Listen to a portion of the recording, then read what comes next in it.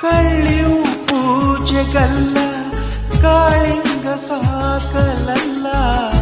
ಏನೇನು ಎಲ್ಲಿರಬೇಕು ತಿಳಿದೇನೆ ಹೋಗಿದ್ದೆ.